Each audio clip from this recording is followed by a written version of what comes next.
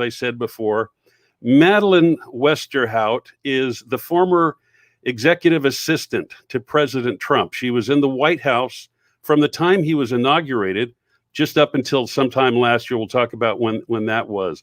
And she's a remarkable young lady. And the story, and I'm going to hold up a picture of her book, and then Marisa will bring on the screen this. So there we go. It's called Off the Record, and the subtitle is My Dream Job at the White House, How I Lost It, and What I Learned. There it is on the screen. And so we're going to explore that book tonight, and then we're going to go ahead and bring on, would you welcome to live stream at the Upper Room, Madeleine Westerhout. Hi, Madeleine. How are you? Hi, Madeleine. What am I calling you, Madeleine? It's Madeleine. That's okay. Yeah, I know.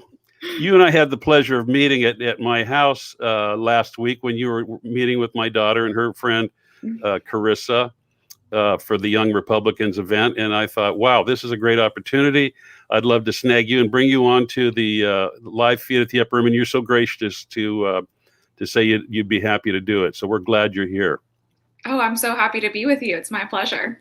Great. Well, it's interesting, too, before we get into it, you're a local gal here in Orange County, but you made it big time in Washington, D.C., and it's quite remarkable for your age, a lot of the things that you've done. But I'm going to start by allowing you to explain, and you don't have to go into so much how you got the job, but maybe what happened to bring you to where you are now. Sure, absolutely. Well, thank you so much for having me. I'm really excited to have this conversation with you. So I was President Trump's executive assistant from Inauguration Day until August 2019. I sat right outside of the Oval Office, and so I interacted with him every single day, all day long, and sometimes traveled with him. And on this particular trip to Bedminster, New Jersey, the president's property, we had been there for about 10 days. It was over the summer, and the president and the first family often have to leave the White House during the summer for, normal renovations. And so we were on a little bit of a longer trip than normal. And it was the last day of a 10-day trip. And the president really encourages all of the staff to take advantage of the amenities at his properties. And so I was enjoying a very rare day off by the pool at Bedminster, and had a couple of drinks by the pool, and ended up accepting an invitation to an off-the-record dinner with 4 White House reporters and a colleague of mine. And it was very rare for me. I never interacted with the press. During that dinner, I said some things that I shouldn't have said, that I didn't mean, and most importantly, that were not true. And so that those off-the-record comments eventually got back to the chief of staff and then the president, and I was asked to resign from my job, which I did, and I was able to apologize to the president the next day. He accepted my apology and forgave me. But after, like I say in the subtitle of my book, it was my dream job. And so I wasn't quite sure what I wanted to do next. And I realized I needed to take some time for myself to kind of process what had just happened, reflect on the decisions that I had made and kind of where I wanted to go next. And so I decided that I wanted to write a book. I wanted to share with the American people the Donald Trump that I got to know so well, and also tell my personal story. And it was very, very cathartic. And so the book came out in August, and I am very proud of it. It was absolutely a labor of love, and just really excited to be able to share my story with people. Now, you were at the White House until what month in 2019 did you leave? August of 2019. In August. Okay. And the books come out a year later, basically. So, yes. Yeah. Yes. And the president gave his blessing for you on the book. And I was telling you just before we got on tonight, but what's remarkable is so many people that have been around power, that have been around a president, do the kiss and tell book. And really try to do some damage. But that is not the case here. You have the highest respect for President Trump, and you really bring an insight into this book, into him, into his family life, the way he is on a personal level, his sense of humor, and all those things. And it's really quite a remarkable read. And again, I'm going to tell you the name of the book is, if you just tuned in, it's called Off the Record. And you can get that on Amazon and all the regular places, I'm assuming, right? Yes. Do you have an audio version of it? Yes, I did my own Audible, my own Oh, good. audiobook, which was so much fun. And that was definitely a very unique and tough experience, but I was really excited to do it on my own. Yeah. Well, you also hold a very remarkable distinction, because not everybody, in matter of fact, hardly anybody gets to be as close to the most powerful man in the world as you did. Yeah. And we'll go over some of that stuff as we go tonight. And by the way, folks, if you're watching, type in some questions, because we'd like to take some questions from the audience and some things that you might want to ask Madeleine, and we'll get to that. But one of the things that you talk about in the book was that you came from the RNC. You weren't a Trump person originally. And going back in some of your history, because what first of all got you involved in politics, because you worked under the Romney campaign, you worked in so many areas of the RNC, and so what is it? Because I don't want to answer your question, but I'll set you up for it. But you had talked about taking a trip when you were younger to D.C. and seeing the White House, and so what did that do to you, and what did that bring to you to want us to follow a path like that?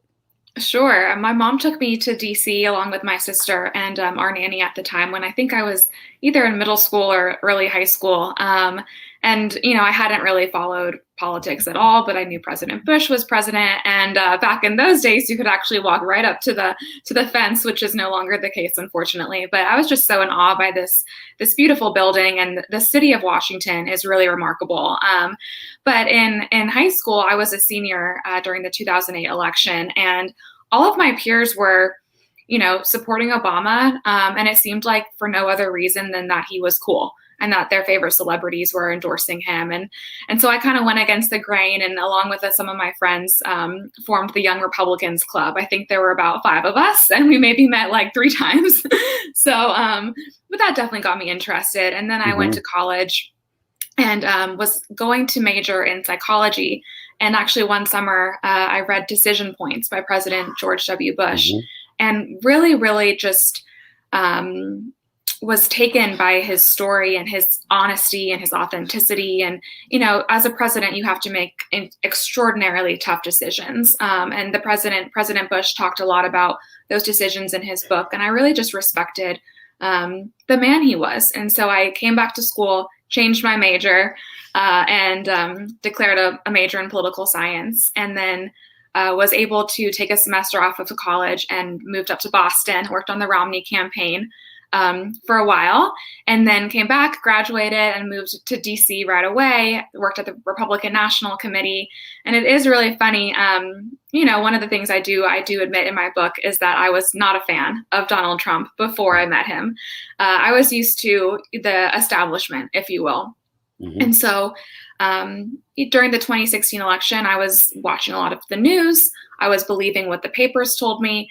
And they were not favorable towards the president, towards Mr. Trump. And so I based my opinion entirely on that. And I actually do admit in my book that I did not vote for him. I am a Republican. I did not vote for Hillary Clinton. I wrote in another candidate or another Republican. And then I got to meet him. Did you tell us who, or you don't want to say? I'm going to keep that one little secret to myself. I feel like I've spilled out everything else in my book. Yeah, you have. But that was one thing that I am just going to keep private. So I realized that I had judged this man basically by the cover. And then I got to know him. And my first experience with him was so wonderful. He was so genuine and kind. And I knew that I had to be wrong about what I believed. And so then I was really, really fortunate to get to know him very, very well, work really closely with him. And every single day that I worked with him, that warm personality, that warm, genuine man just kept shining through. And when I left, there were some offers to write a tell-all, and there was no amount of money in the world for me to lie about my experience, which was incredibly positive. Good for you. Yeah, and that's, I'm sure there was a lot of people that would have wanted you to do that. Oh, yeah. especially in this day and age. Oh, absolutely, especially on this president. Mm-hmm. But what, excuse me, what a lot of people don't realize, and I guess I realized it, but just it made more sense to me when you talked about it, because you came from the RNC, and after the president became the candidate, the RNC gets behind the candidate, no matter who he is, and then the transition after he's elected into the White House, the RNC is very involved in that. Yeah.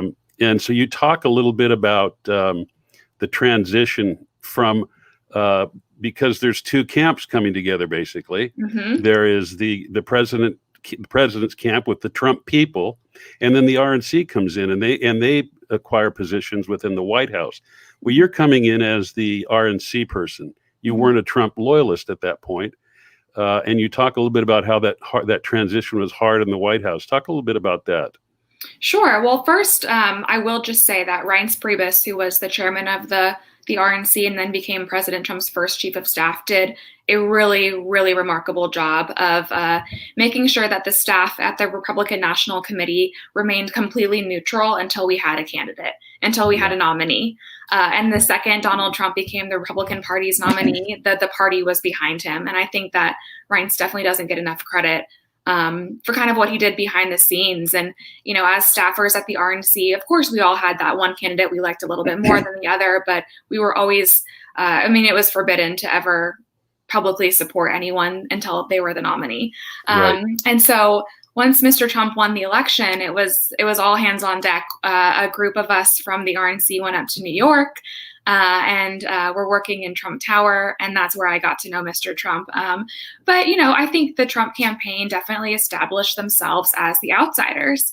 And then when they are forced to work very, very closely with what is considered to be the establishment, there's going to be some natural tension. And so there was definitely it was a little bit of tension in the beginning. And then we got to the White House, and nothing was perfect on day one. But we realized that we had a really unique opportunity to progress the president's agenda, and we all had to work together in order to do that. And we were all there for one reason, which was to serve the American people.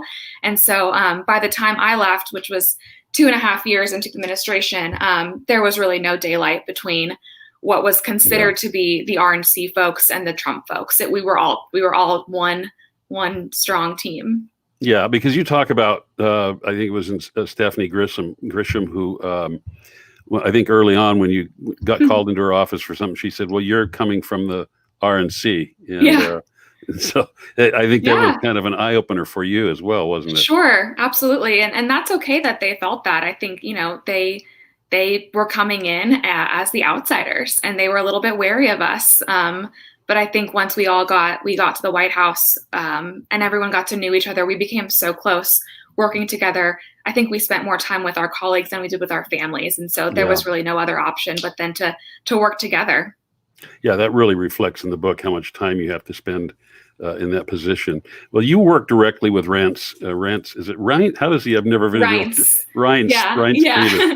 What kind of name is that anyway? I always wondered what kind of name it is. I think it's Greek or German. Is it Greek? Oh, okay. Reinhold. Yeah. Yeah.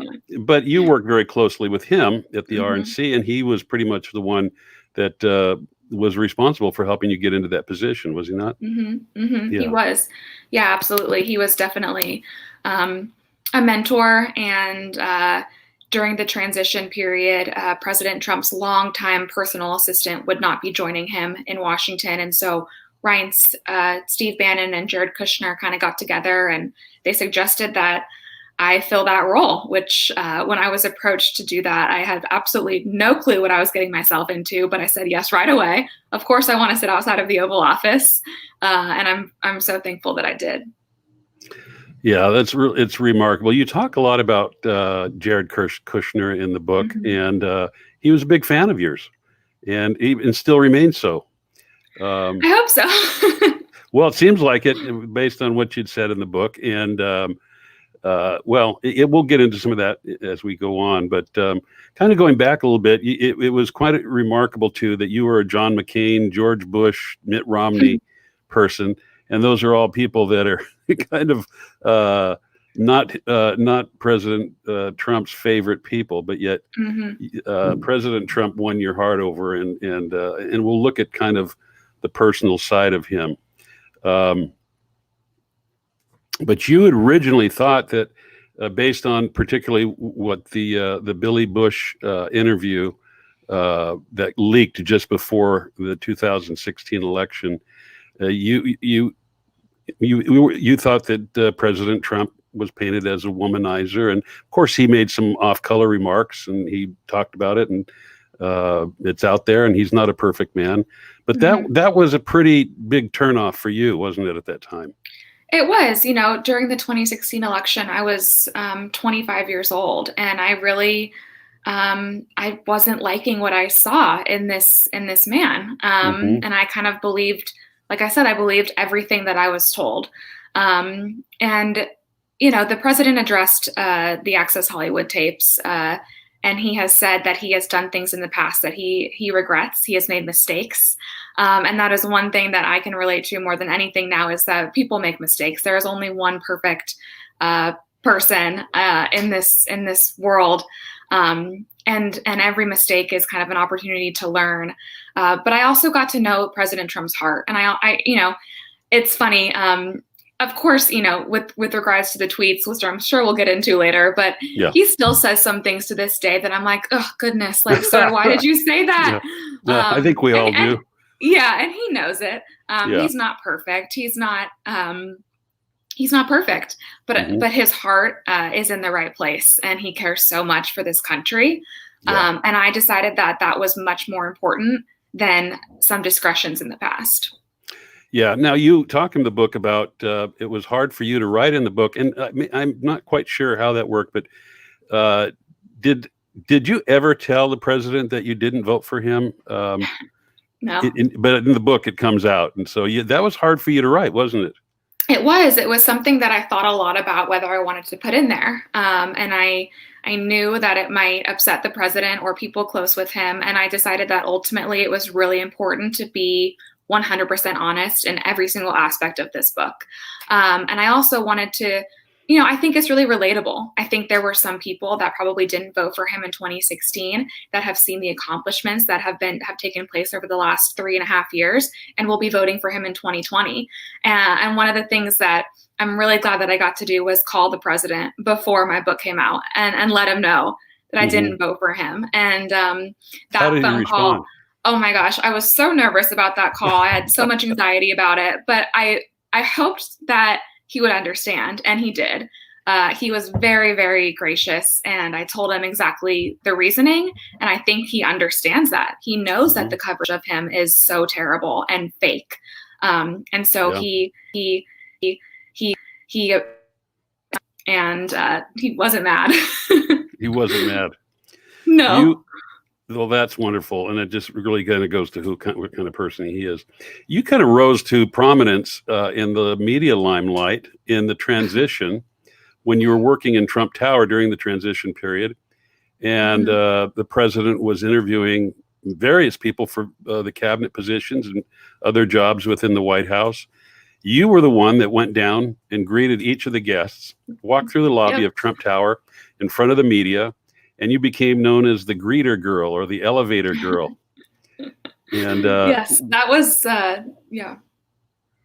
There's that was really unexpected. I'm sorry. Go ahead. No, go ahead. Oh, I was just going to say that was really unexpected and not calculated at all.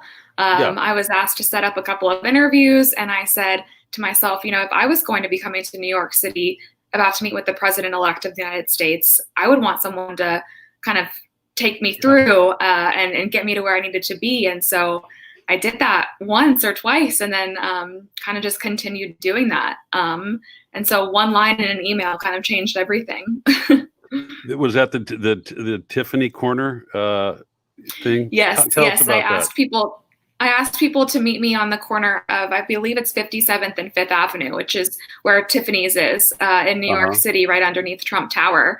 And, New York City is obviously very crowded all the time, but during that period, it was even more crowded. There were protesters, there was security, tons of tourists. And so I knew exactly who I was meeting at what time. And I said, meet me at the Tiffany's Corner. I'll walk you into Trump Tower, get you upstairs to your meeting with the president-elect, so you're not wandering through the lobby. And actually, a funny story, there was one time where there were two meetings that overlapped and I wasn't able to greet someone. And then it actually was John Bolton that wasn't greeted. And so there's a picture of him standing in the lobby in a crowd of people on his cell phone, lost. And so my plan definitely did work. It did work, and you met some remarkable people. Talk about some of the people that you were able to escort to the elevator and up to was it 34th, 54th floor? 56th floor, I believe. 56th floor of Trump Tower. So everyone from members of Congress to major CEOs to celebrities. I remember when I met Mike Pompeo, he was just a normal congressman from Kansas. And now, of course, he's our Secretary of State. I met. You were really impressed with him. I'm sorry for cutting you off. I was. Yes, absolutely. Getting to know him and his family has been really, really special. I got to know him very well while he was CIA director. His wife was incredibly kind to me, and I know his son well. And so I have definitely had hold a lot of esteem for him. But back then, he was just another congressman, one of 435, I think it is. And I got to meet some celebrities. Leonardo DiCaprio was one of the highlights for me. And tell us why he was there. He was there to meet with Ivanka Trump on climate change. And I ended up meeting with the president-elect after his meeting with Ivanka. But I was really incredibly impressed by the president-elect at that point because he was willing to meet with anybody and everybody. He met with Kanye West, and then later in the day, he was meeting with Elon Musk or Tim Cook or Al Gore. There was nobody that was too unimportant or their agendas didn't line up. From the very beginning, he made it clear that he wanted to work across the aisle. He wanted to do things differently. He wanted to include businessmen and women and minorities and just, meet with everybody from the very beginning. And that's what he did. And it was really, really special to kind of see that up close and watch his cabinet form while he selected the best and the brightest in every single field. Yeah. You tell a funny little story in there about is it Steve Harvey when you're that he wasn't too kind, huh? Well, it's so funny, there were only a couple, major celebrities that came in to meet with Mr. Trump, and Steve Harvey was one of them. And I was excited to meet him, and maybe he was just having an off day, but he wasn't particularly kind. Yeah. So that was a little bit of a bummer, but I understand. Well, what a great opportunity to meet all those people. And you have a photo gallery in the book, and one of the photos, and Marisa, if you could bring it up, it's with Madeleine and the vice president and the president. And something struck me very peculiar, not peculiar, but this photo intrigues me because here you are, this little 28 years old? At that point, I think I was probably 27.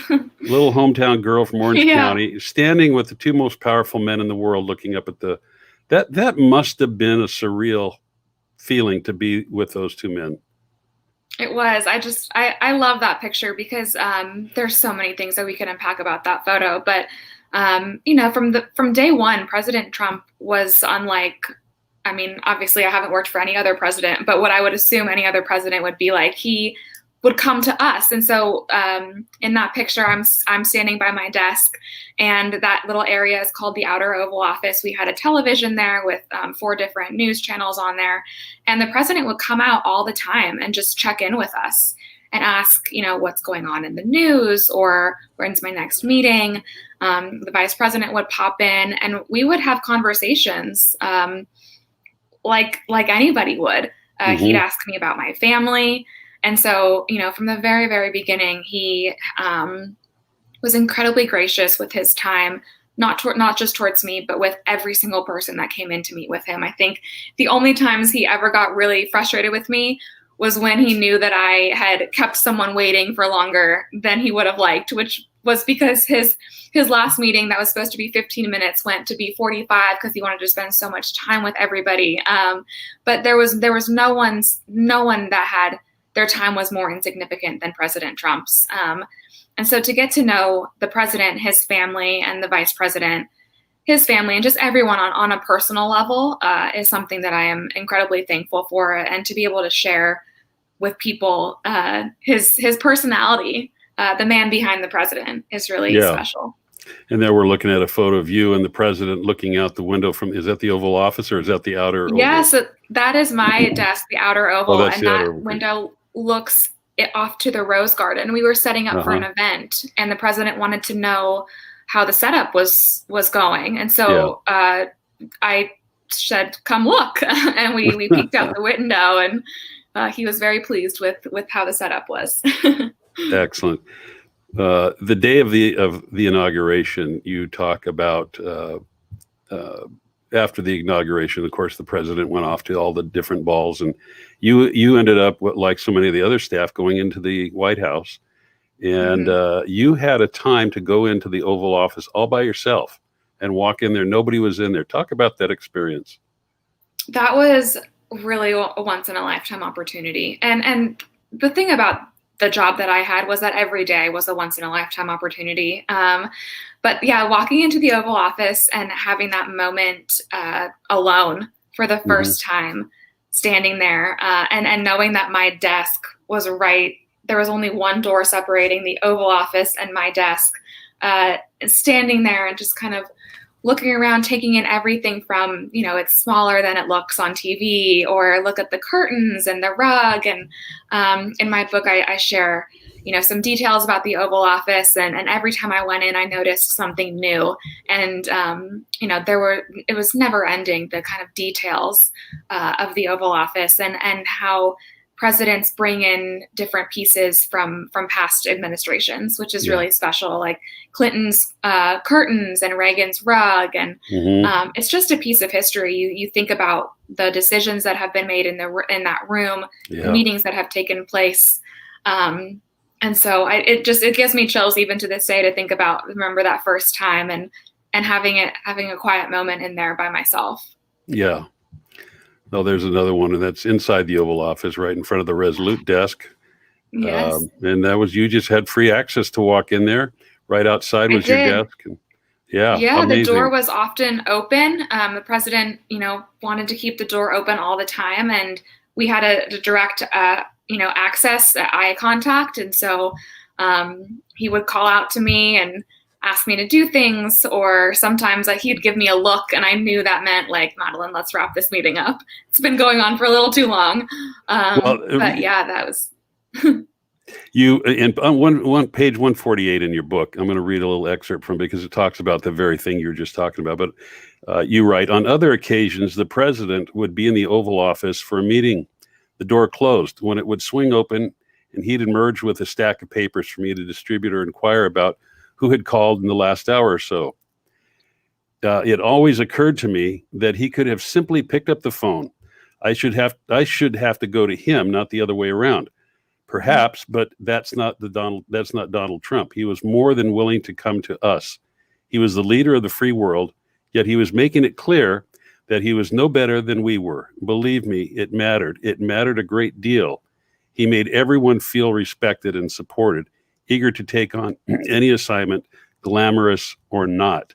And that's one of the things as we'll go ahead and elaborate on that and how he would, because you guys talk about just yelling to each other from the outside office. And yeah. Oh gosh.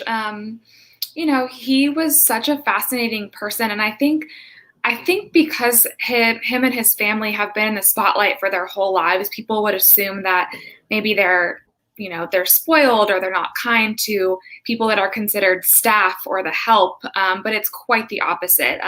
The amount of respect that the Trump family has for the Secret Service, for the military, I mean, honestly, sometimes President Trump would ask his valet, which is just a enlisted Navy sailor, what he thought about a certain policy. And of course, he wasn't going to take that opinion, to the Joint Chiefs of Staff or anything, but he wanted everyone's opinion because he knew that everyone's opinion mattered. And he made people feel very special, and he remembered people's names, and would just kind of, sometimes he would start wandering around the West Wing, just going to check in on people. And I was like, sir, again, we should come to you. You shouldn't have to wander around to the Chief of Staff's office and say happy birthday to a group of people that are down there celebrating. But that's who he was. And he wanted to be involved. He knew everything that was going on all the time. Sometimes it was scary how much he knew. But yeah, he was very, very involved in kind of everybody's lives. He, you talk about a lot in the book, and many times you'd mentioned where the president would be alone in his study, or even in the Oval Office, or maybe in his private dining room, just reading the paper, getting caught up on papers and so forth. What struck me a lot about that, because you've mentioned it a few times in the book, that here's the president whose day is so scheduled out, but yet there is many times when he was just in the Oval Office by himself, was he? Sure. It was few and far between. But for someone who, doesn't sleep very much, and every single waking hour of their life is filled with important decisions, I think there were times when he needed a 10-minute break to sit down and recenter and read the paper, or make a call to his wife or his siblings or his kids. And that was something that was one of the hardest parts about my job, was to make sure that he had those private, quiet moments, because there's always someone who wants his time and attention. And it was up to me to say, no, you can't go in right now. The president's not doing anything, but it's important that he has 10 minutes by himself. And that is something that I don't think people ever really think about when they think about the president, is that he's just like a normal person. And honestly, I understand now why so many presidents enjoy playing golf, is because it's a longer recreational sport where you can kind of get away for 2-3 hours.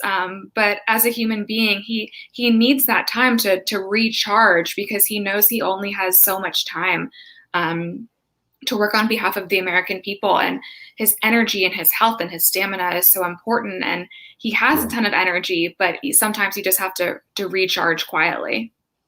Well, you had quite a difficult job in being the gatekeeper there. And you talk about the line of sight in the Oval Office. Tell us about that. Yes, sure. So the line of sight, I'm trying to think of how I can explain it. If you're standing, in a hallway, or in a room, and there was the kind of a 5-foot line, a window where someone could stand, and I could see them and the president could see them. And that's what people did when they wanted to sneak into the Oval without a meeting. And so General Kelly actually is the one that came up with that term. And he said, Madeleine, you have to make sure people are not standing in the line of sight, because if the president knows that someone wants to see him, he's going to want to see them. And sometimes we just didn't have time for that. He had a back-to-back schedule, and the president does get around to seeing everyone, but sometimes we had to stay on schedule, especially if there was a foreign leader in town or a member of Congress in the White House. And so people definitely took advantage of that little 5-foot window and knew how to use it. And you got very forceful, though, didn't you? I mean, in having to enforce that, didn't you? And that must have been difficult. And that's something that I reflected on a lot while I was writing the book. I think during that time, I had one job, and that job was to protect the president and protect his time. And so whatever it took to do that, I was going to do it. And after I left, I kind of reflected on how I treated people sometimes. And I realized that I could have been more kind towards people. I still could have been forceful and, strict with the rules, but done it in a kinder and gentler way. And that was something that was really difficult to kind of admit to myself, is that, I had a job to do, and it was a very important job, but everyone deserves respect and kindness. Yeah. And so if I could do it over, I would still be as forceful, but do it with a little more kindness. Well, those are some of the things you learn along the way, isn't it? Because there's nothing that can prepare you for that. And being the Right. There's no gatekeeper for the most, guidebook. no. Yeah. And what's funny, there's a funny story you tell. I don't know. I don't think you meant it as whimsical, but when I was reading it, I thought it was whimsical. You talked about a time when Lindsey Graham and Ted Cruz and Senator Stas were driving around in their car in D.C. and Lindsey Graham calls you and says, "We'd like to come in and see the president." I don't know why that's funny to me, because I'm just thinking these guys are out just joyriding, and I just want to come in and see the president. That kind of stuff happened. More than you would think, honestly. I was at a restaurant across the street from the White House having dinner, and I got a call from Senator Graham. He said, "Madeleine, I'm 5 minutes away with Ted Cruz and Ben Sass, and we want to see the president." And I said, "Sir, it's almost 8 o'clock at night. You don't have an appointment? Does he know you're coming?" "No, he doesn't, but we need to see him." And so it was my job to call the president, interrupt him, during his private time in the evening. And he said, "Let them come. I want to see them." And that was the case 9 times out of 10. If someone wanted to come see him, he would say yes. And in that instance, I believe he was having dinner with Bannon and Melania. And so I made sure the senators knew that they were inflicting on some family time. But I think the president was happy to see them, and it was important, of course. Yeah, yeah. Some of the perks that go with being the president's executive assistant. I'm going to throw these out, and then I'm going to have you elaborate on them. But you got to ride on Air Force One. You got to ride on Marine One, the helicopter, the president's helicopter. You got to ride in the Beast, which is his limo, and you got to go to Camp David. Talk about some of those experiences. Oh gosh. Amazing. Hard to put into words, kind of the feeling of being on Air Force One, for example. Probably the safest place in the entire world. The first time I went on, I thought I was walking onto a normal 747. I'm not even sure what type of plane it is. And it is anything but normal. There is an entire doctor's office. There are 2 kitchens. There's a full working office. And one of the things that was funny was one time I was flying with the president, and we were taking off, and Air Force One takes off at a really, really steep angle because they need to get up in the air quickly for safety reasons. And you can just walk around while the plane's taking off and landing. There's no one coming around telling you to put your seatbelt on. And so the president had asked for me to come up to his cabin, which is in the tip of the plane, as we were taking off. And so we're climbing, and the president is walking up the plane, and I'm in my heels holding on to a handle, like trying not to fall down. But that was, really, really, really special. And then, of course, Marine One, the helicopter. I'd never been in a helicopter before. So that was just really, really cool. There's not that many people that get to fly for each trip. Riding in the Beast, which is his car. We bring up that photo of Madeleine getting on. As you're talking, go ahead, of you getting on. Yes, of course. One. There you are. I only got to ride in the presidential limo once, and that was more than enough. But during that one particular time, we were on our way to Capitol Hill, and I think the president knew it was my first time in the car, and so he tapped on the glass, the window, and he said, "Tap on this, feel how thick it is." Tapped on it, and he said, "It's bulletproof." And so he even knew how special these things were, and so I think one of the things that I loved most was watching him share that with other people, whether it was me, his and staff, or his family, or complete strangers that would walk into the Oval Office, and he was the one that had the opportunity to give them that once in a lifetime experience. And it brought him so much joy. He did love to do that, didn't he? Seems like he would Did. he'd love people to have that experience. Sometimes too much. Sometimes he said, let's bring everyone to the residence. And I said, sir, you have a meeting in 5 minutes. We can't bring 50 people up to the residence and your wife is having lunch. And he didn't care. He wanted them to see the Lincoln bedroom. And so they did. Were you ever able to go into the the presidential the residence there in the White House? I did a few times. The president and the first lady and Bannon live up there. And so I tried to be very respectful of their private space. But the president sometimes did take private meetings up there, and I would have to bring people up. But they did really do a good job of keeping that private space private, because the rest of the entire complex is pretty much open to everyone. And so for that first family to have a little bit of respite, I think is important. Yeah. Talk about the president's demeanor and his mood during the impeachment. That was a stressful time, I'm sure, for him. Talk about that a little bit. Sure. I actually wasn't there during the impeachment. I was there, during the Russia investigation, and I can tell you that is something that really frustrated the president, because he had to spend so much time and energy fighting this fake hoax when he could have been spending time fighting for the American people. And I don't think we can ever understand how much time and energy he had to put into that. And there were some difficult days during the Russia investigation, which I don't think I'm, spilling state secrets on that. I think everybody knows that it was very frustrating for him, because he knew he was fighting a hoax. And so the day that the investigation, the report came out, I remember all of the lawyers coming into the Oval Office and the family being there and the senior staff. And it was just, we were all just had this big weight taken off of our shoulders, because the public finally knew what we all knew, was that he did nothing wrong. And now we could stop spending time fighting something when we should be spending time fighting for the American people, which is why he was elected. And so I think that was the one thing that frustrated him the most out of that whole situation. Yeah. Yeah.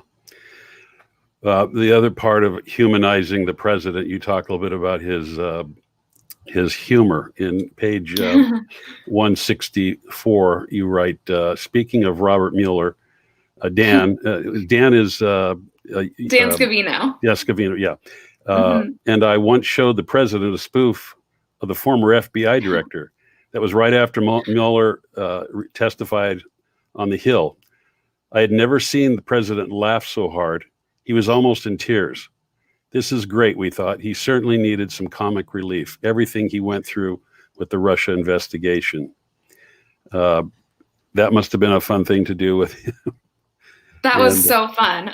There were some really, really late nights in the White House. And there were some evenings when Dan Scavino and myself, or Hope Hicks, or Jared or Ivanka, or any mix of people, would walk into the dining room, which is his private, kind of office, his working office off of the Oval Office, and just sit with him and talk or watch the news or read the paper. And he would reminisce about stories from the past and, New York stories. And he has lived a long, very full, exciting life. And he always had a story to tell.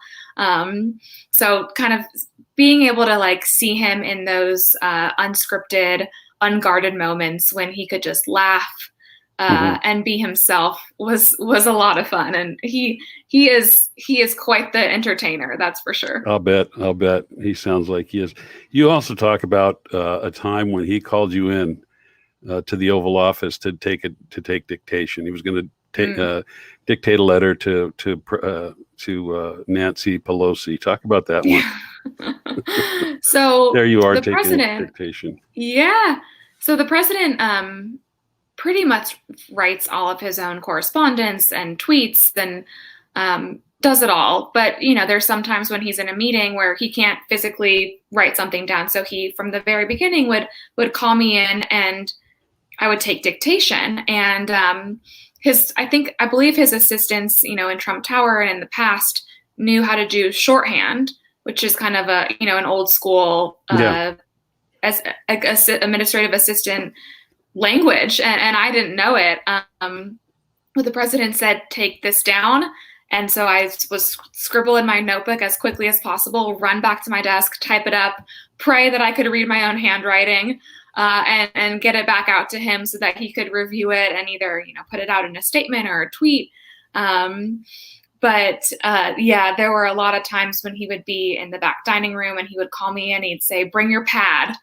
My pad of paper, and I would go back there. And one particular time he wrote in a letter to the Speaker of the House during the shutdown when she wanted to take a trip overseas, I believe. And he said, "Madeleine, write this down." He goes, "Dear Nancy." I was like, oh, this is going to be good. And it was. It was good, huh? Yes. Well, let's talk about the president's. Well, before we go into the tweets, let's talk about there was my mind just went blank. I know it was, but we'll get back to that. But let's talk about the tweets. I know what it was. I was going to ask you.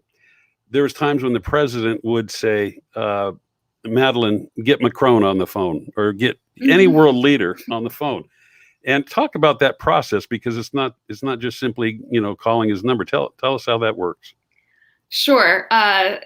Again, this just goes back to him being so accessible and believing that everyone else is as accessible as he is. And so he would say, "Get Macron on the phone." And I would look at the clock and say, "Sir, it's midnight in France." He said, "Doesn't matter. Just get him anyway." Okay. Well, I don't just pick up my cell phone and, dial President Macron's phone, cell phone. So we have to go through our embassy and their embassy gets the White House, or, I think it was the palace. I don't know how to pronounce it. Élysée, I believe, on the phone, checks President Macron's schedule or any number of foreign leaders. And then they set a time to speak.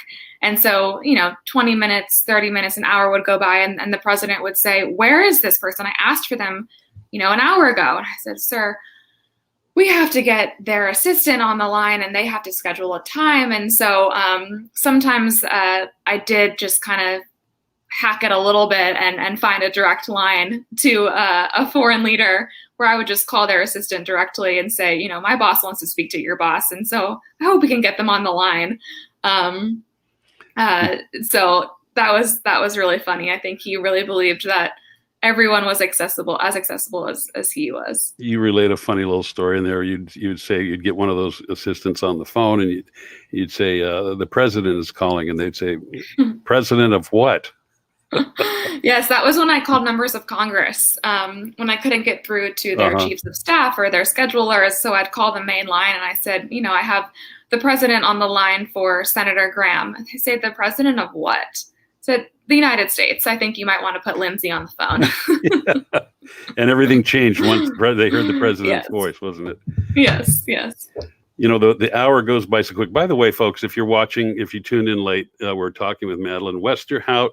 Off the Record is the name of the book, and you can get that on Amazon and all the usual places.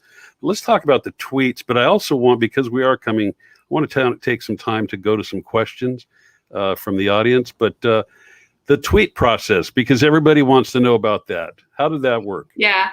So, everyone that my family, friends, strangers would say, "We love President Trump," or "We hate President Trump, but can't you get him to stop tweeting? We have got to get rid of those tweets." And, here's the thing about the tweets. We're not going to love every single one of President Trump's tweets, but he is so unfiltered and we have access to his thoughts on a day by day, sometimes hour by hour, minute by minute basis. And I would much rather have that type of transparency in the head of our government than someone who runs every single word by his staff or gives another stump speech. And so, I would say 99% of the tweets are directly from the president. If they're not directly from him, they are from a very senior member of his staff about an intricate policy issue that, has to go through multiple layers. But That he means well by the tweets. He really does. And he's admitted recently that there were a couple that he probably could have done without. And so what I like to say to people, is for every tweet that went out, think of all the ones that didn't go out. Yeah. Oh, exactly. And you actually didn't write them, but he would write them, and then you would take them down, and then you would have to actually put them together, and he would edit them and kind of and go through that process. And he would even ask you sometimes for your opinion on some of these things, which is quite remarkable. He did. And, there were enough people around him to give him policy advice or anything like that. And so I never wanted to tell him something that I didn't know the answer to, or that was above my pay grade. And I also never wanted to be someone that tried to stop him from tweeting. But if there was a tweet that I thought maybe crossed the line, or maybe we could do without, I did let him know. Sometimes he listened and sometimes he didn't. But at the end of the day, it's his decision. He's the boss. Yeah. Would you like to take a couple of questions from the audience? I would love to. Yes. Okay. Marisa, do you have one ready to bring up? Okay. This is from Randy Johnson, DJ, because I know Randy, he's a DJ. But what is the main message you have in your new book? So I think that there's two main messages. One is about the president, and that it's the president that I got to know so well is a kind, generous man. He's a great boss. He's a good father and husband. And the American people, in my opinion, should be proud to have him as our president. And the second is a really personal message of kind of, I don't want to say redemption, but learning that everybody makes mistakes. I made a mistake that kind of took place on the world's largest stage. It became an international story, and it took me a long time to forgive myself. The president was able to forgive me right away, but it took me writing a book to forgive myself. And I was able to reconnect with my family and my friends and my faith. And so I would just say, everyone makes mistakes, learn from them and move forward. Yeah. Good. What else do we have, Marisa? Do you have another one we can bring up? This is from Mandy Lee. Can you talk about the difficulty of getting released from your position in the White House? What lessons did you learn through it all? Absolutely. It was incredibly devastating for me. It was a national story immediately. And I knew that I had made a big mistake and I had hurt people that I care about very, very much. And so it was difficult to kind of go through it and tell my family, tell my friends. And that's one of the reasons that I needed to write the book for myself, was to just kind of put on paper everything that I went through and that I felt, and kind of how I processed it all. And so, I would just say again, the lessons of just people mess up, and I did. And I think as much as I miss my job so much, and I had what I believe is the most amazing job in the entire world, I'm so grateful to have had that experience, and now to be here on the outside, being able to share with people a little bit more about the insight into the White House, and also kind of reflect on myself and how I treated people. I know one of the questions. Actually, I see one of them there. It says it's from Mike Strand. Do you still communicate with the president? And I know you talk about that in the book, that he's actually have called you a couple of times since this. Yeah, I spoke with him a few times. I haven't spoken with him since my book has come out. I spoke with him like 3 days before my book came out to tell him about the voting situation. But before that, yeah, I had spoken to him several times during the spring.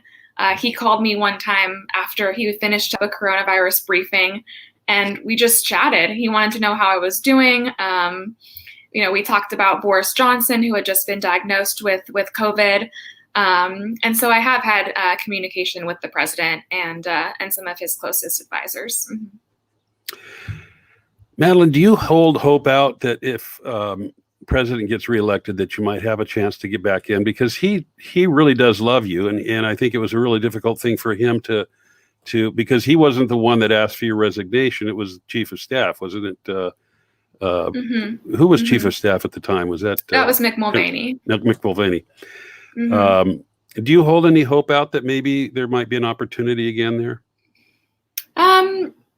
So So I think one of the criticisms that I've gotten in writing my book is that, I just want my job back and I just want to get back in the good graces with the president. And for anyone who says that, I would say, read the last chapter of my book and then come talk to me, because I have a good relationship with the president.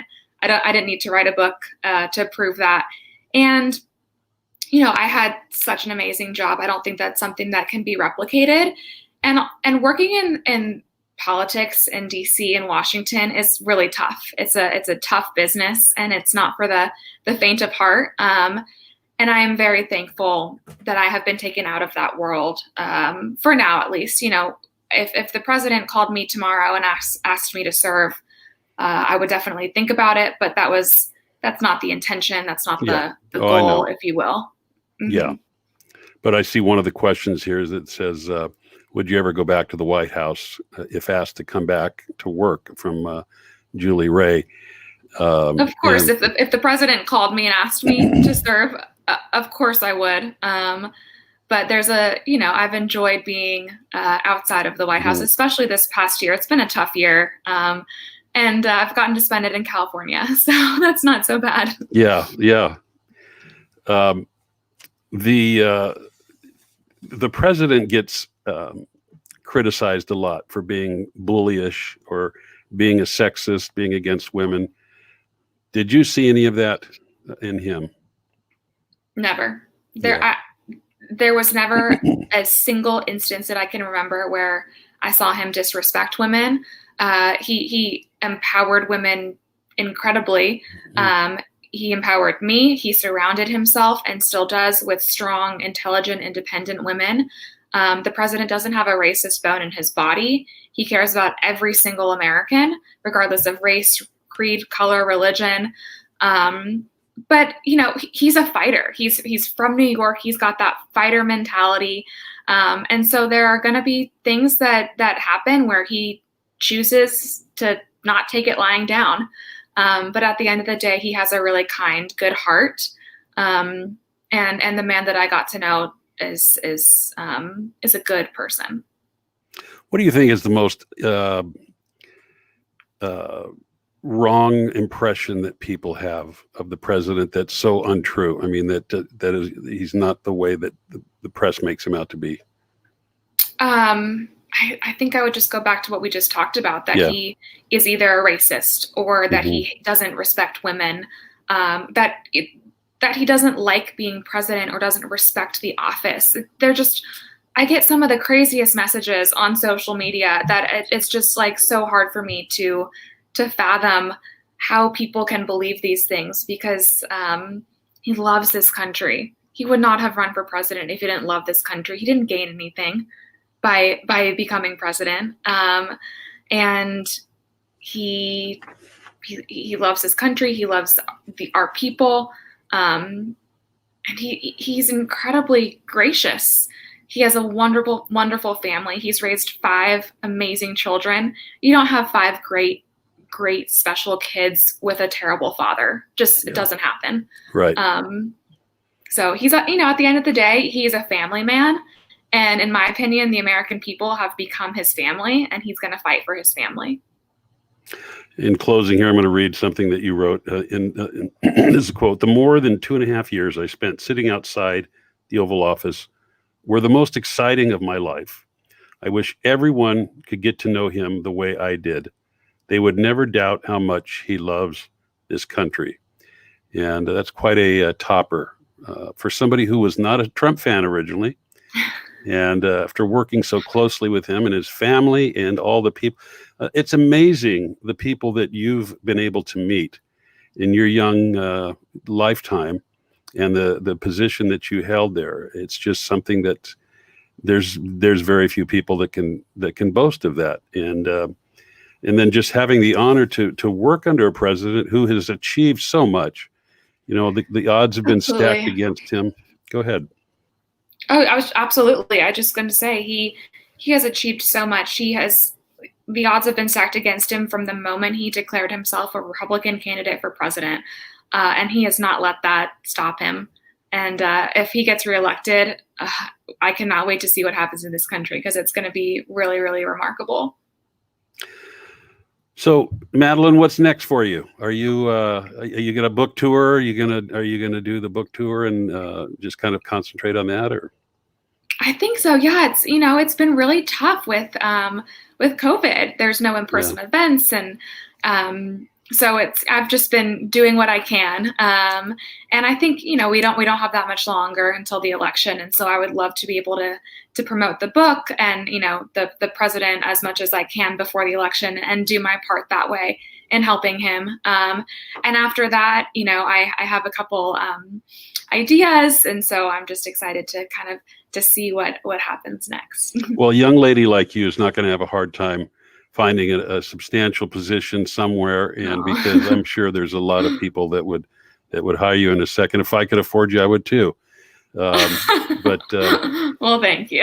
I'm gonna plug your book again here. It's called Off the Record by Madeleine Westerhout, and the subtitle is My Dream Job at the White House: How I Lost It and What I Learned. Folks, get this book. You've got to get this book and read it. It's one of those page turners you won't want to put down because it's such an insight. And we just touched on some of these things tonight.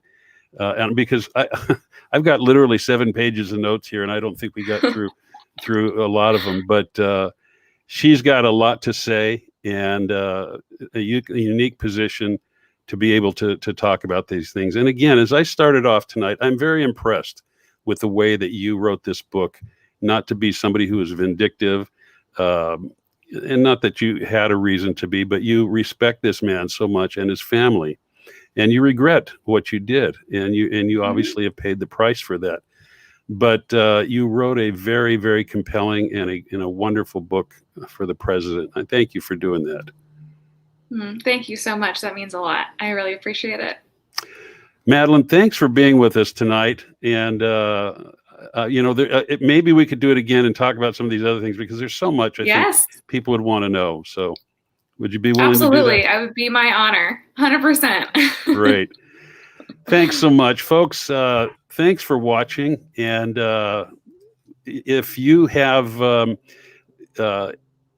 any questions, well, I think some of them are on there that haven't been answered. Maybe we can get Madeleine to go on, and I'll talk to her about that afterwards. Maybe she can go on and answer some of them. But could you? Yeah. Okay. Great. Of course, I'd be happy to. Excellent.